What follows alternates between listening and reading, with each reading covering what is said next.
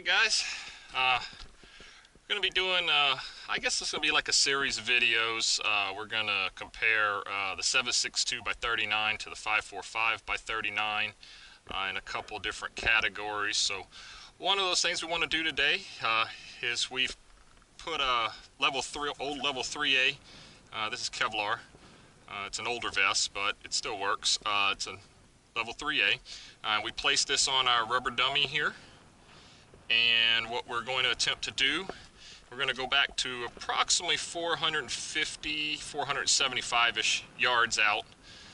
We're going to try to place a couple rounds on here with our 5.45 and our 7.62 by 39 and see which one can penetrate this vest, or if they both penetrate, or if they're both stopped by it. So this should be kind of interesting. So we're going to head down range now and attempt to make this happen. Alright guys, real quick, we're going to look at the rifles we're going to be using these tests. It'll be our Arsenal SLRs, our 104 FR and 107 FR. These have had work done to them by Rifle Dynamics. We'll be using the Aimpoint Pro Optic with our Beerus AR tripler, anytime magnification's called for. If you haven't seen the video on these rifles, I did a couple weeks ago. I'll put a link in the description down below so you can check it out if you want to know more about them.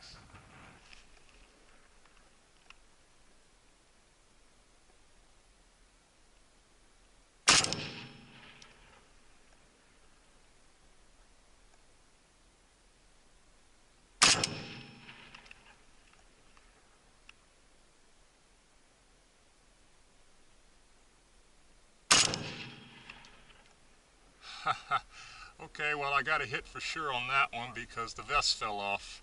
I think I was shooting low with the first couple and I had to raise it up some. I'm kind of looking for the dust and kind of just walking it. So we'll go check that out. Okay guys, well, we scored a hit there. The vest fell off. I'm not going to tell you what happened. We'll wait until we get down there and you can take a look. But we figure out where to hold roughly. So hopefully we'll be able to score one or two more hits, and then we'll be able to do the 7.62.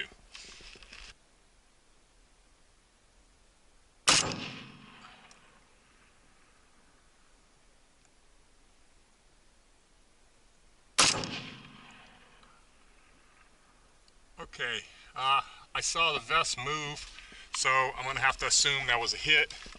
I may have hit it more than once, so I don't want to put too many rounds in it. I want to leave some room for the 7.62 since that vest has been shot some already. But all those holes are marked and taped up, and we're going to make sure we don't hit in a compromised section of the vest. So let's go take a look and see what we got. Okay, we went down and checked the vest. We did get another hit, but it was on the outer edge, so we're gonna put one more in there just for good measure.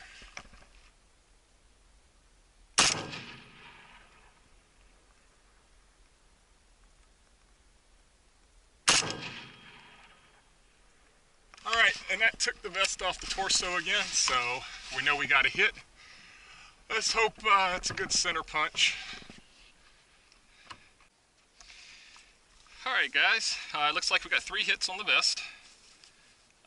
We had one right here towards the outer edge. We had one in the shoulder strap here and another in the shoulder strap. So it looks like we're holding a little too high, but that's alright. That's well inside the Kevlar, so it should be a pretty good representation. And everyone's probably asking the question, did it go through? And the answer to that is yes. The 5.45 millimeter penetrated through every time, and we did not hit on an area that was compromised already. Everywhere we hit was actually kind of away from any area that would be compromised, a fresh area of Kevlar. And also, something kind of neat, I can actually feel, there's the point. I'll have to get those out of there later, but I can actually feel the 5.45 bullets in here. In fact, here's one right here. There it is. Squashed and flattened, so it penetrated the vest, through the dummy, and stopped on the back panel. Alright, let's see if we can give the 7.62 a whirl and see if we get any different results.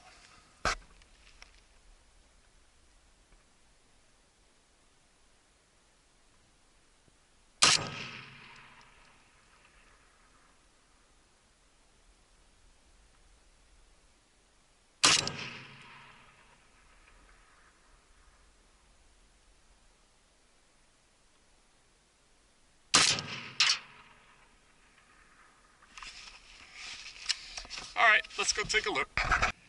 All right, guys. Well, we're downrange. It's getting a little bit breezy. So it looks like we scored a couple hits. I see two, but this one unfortunately was not in the Kevlar. This one was dead center. So we'll go ahead and take the vest off and see what we got. Okay, so at about 460 yards, we did punch through this old vest with the 7.62. There is an in and an out. And let's see if I think it might actually still be in the dummy.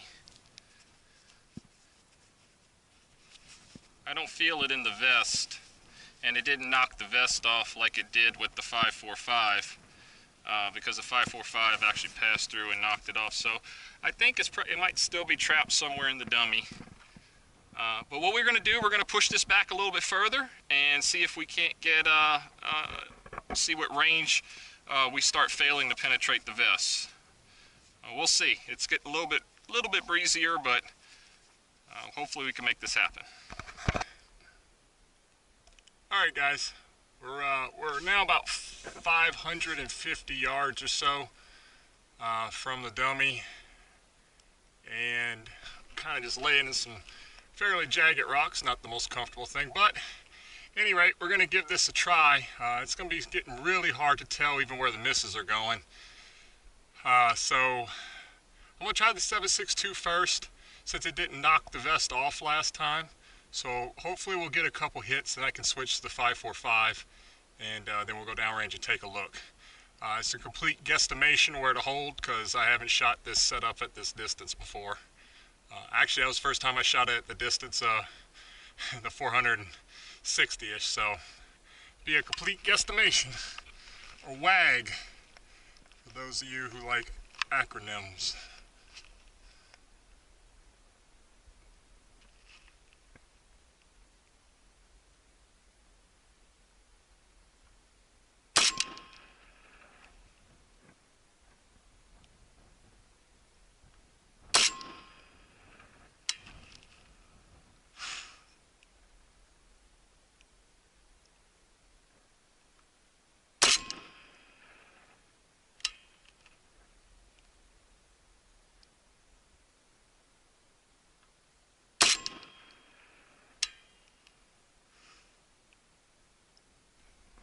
Alright, we're going to give the 5.45 a whirl now.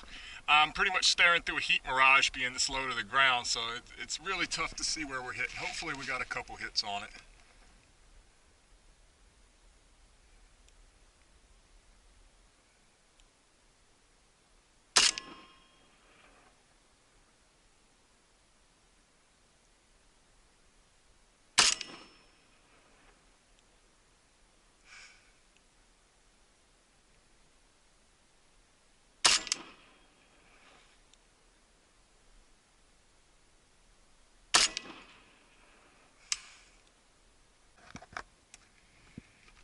Alright, guys, we just got done with the 500, about 550 yards or so, maybe a little more, and we got a couple hits here, 5.45 and 7.62, a couple in the crotch, shoulder, but these three are in the Kevlar.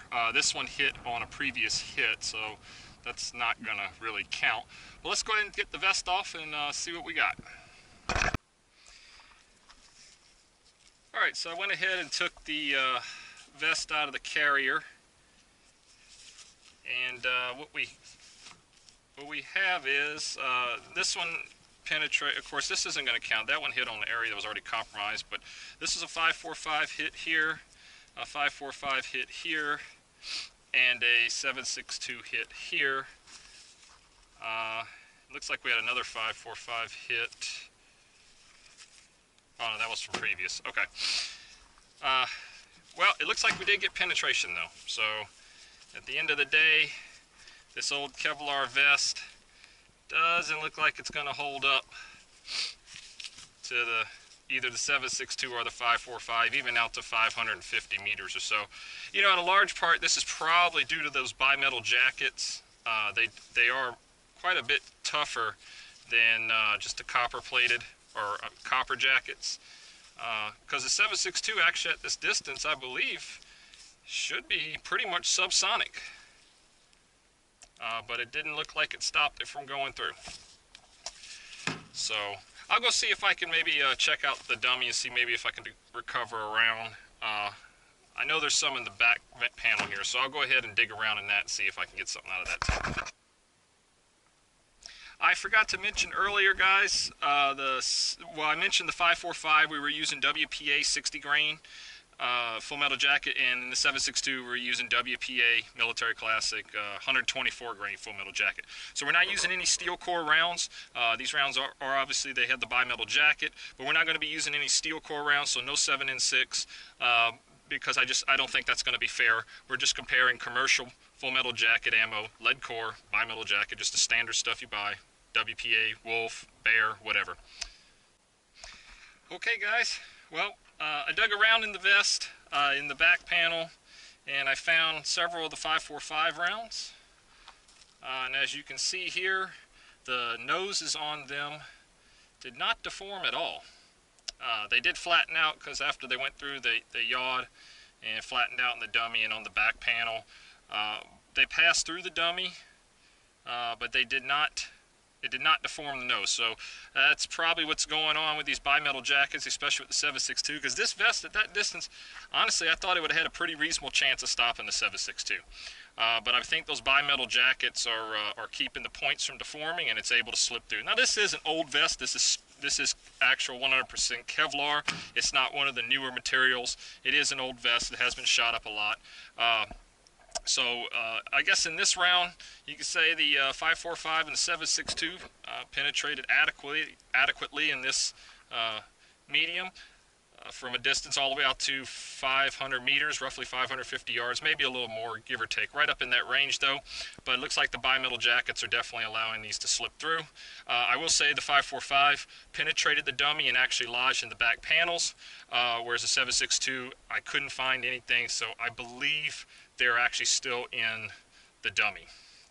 But at any rate, this was actually a little difficult to do, guys. It's really hot out here. The wind wasn't too bad, but shooting at those distances with just using holdover, it was the first time I shot from those distances, and I was pretty much just guesstimating. In fact, had it not been for the 3-power magnifier, this would have been extremely difficult to do if I could have even done it without somebody spotting me, because basically that was the only way I was able to see where I was hitting was the 3-power magnifier. I was able to kind of walk the rounds to where they needed to go and get a couple hits. So we're going to do some more tests. Again, we're going to be comparing the 5.45 to the 7.62. In this round, both penetrated our medium adequately, so for that they're on an even playing field right now. I will say the 5.45 was easier to get the hits with, but that kind of goes without saying when you're talking about long range. We're doing a lot of holdover for both calibers, but 7.62, you're doing it. It's a tremendous amount of holdover. If it wouldn't have been for the magnifier, this would have been, I would have probably had to have a spotter to do this. So all right guys, hope you enjoyed this. We got some more coming up, so stay tuned.